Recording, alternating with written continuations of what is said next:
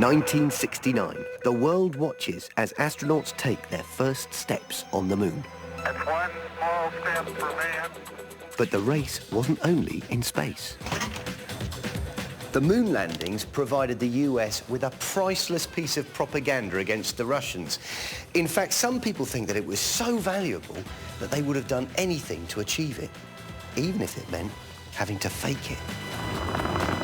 Winning the space race was a massive victory for America, but some claim it was a Cold War con trick filmed on Earth. Former professional photographer Marcus Allen says these pictures look too good to be true. So in the photos themselves, are there any clues that things aren't what they seem to be? Definitely. Let's have a look at this sequence of photographs here. And taking the detail of Aldrin's right heel, you have the highlight of light on the heel. Where did that come from? A highlight is produced by a point source of light. But the sun is directly behind the lander. So this whole image here is in shadow. It is not illuminated by the sun. No additional lights were carried on Apollo 11. There are no reflectors except the lunar surface. This photograph, I contend, was taken under controlled studio lighting conditions. Here's a picture showing an astronaut taking the photograph and his shadow, which indicates that the light, the sunlight, the only source of light on the moon, is directly behind him.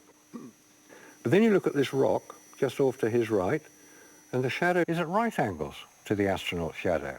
That can't be right. OK, but when you look at the footage, there's no way that can be fake. Look at this. This kind of floaty movement, how did they achieve that?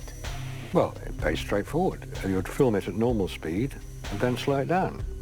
Now, of course, the consensus is that our giant leap wasn't filmed on Earth. But if you were going to try and do it, how easy would it be? Here is Luke, a researcher, all right? Not so much an astronaut as a paid next to naught. Now, here is a piece of wire attached to two very big blokes.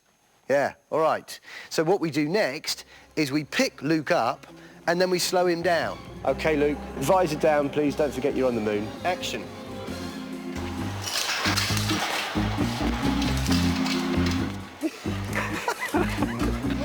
Bearing in mind it's his first go, that was awful. We need to take more weight off.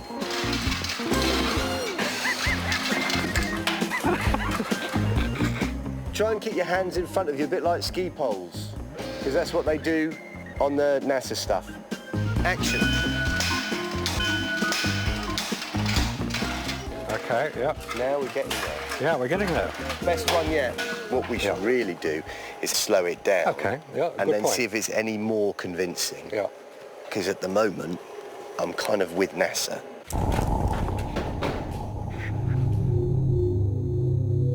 That's quite good.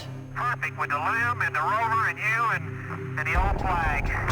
Come on out here and give me a big Navy salute. Slowing it down does make a big difference. It's got that kind of spacey feel about it. That is quite good.